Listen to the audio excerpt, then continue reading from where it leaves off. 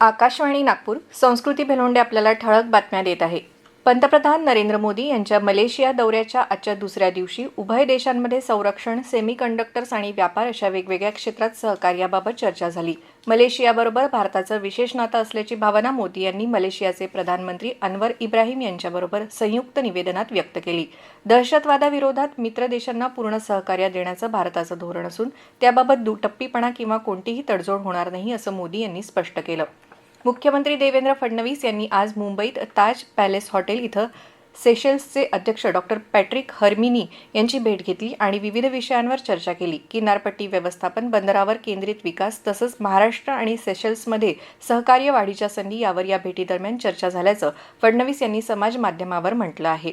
विकसित भारताच्या वित्तपुरवठ्याच्या गरजा पूर्ण करण्यासाठी सक्षम असे मोठे वित्तपुरवठादार तयार करण्याच्या उद्देशानं सरकार लवकरच विकसित भारत बँकिंग संदर्भात एक उच्चस्तरीय समिती स्थापन करणार आहे, अशी माहिती केंद्रीय अर्थमंत्री निर्मला सीतारामन यांनी दिली.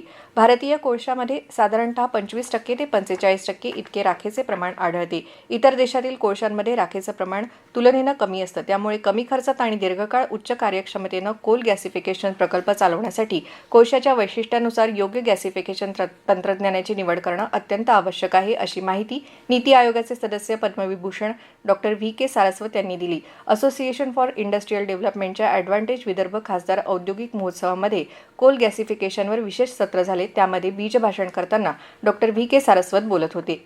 केंद्रीय प्रत्यक्ष कर मंडळानं 2025च्या प्राप्तिकर कायद्याशी संबंधित प्राप्तिकर नियम आणि अर्जांबाबत संबंधितांकडून सूचना मागवल्या आहेत.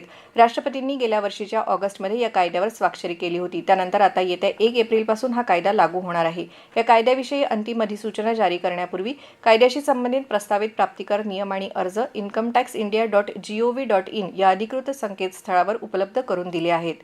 याबरोबरच हे ठळक बातमीपत्र संपलं. यापुढील ठळक बातमीपत्र आपण रात्री 8:42 ऐकू शकाल. नमस्कार.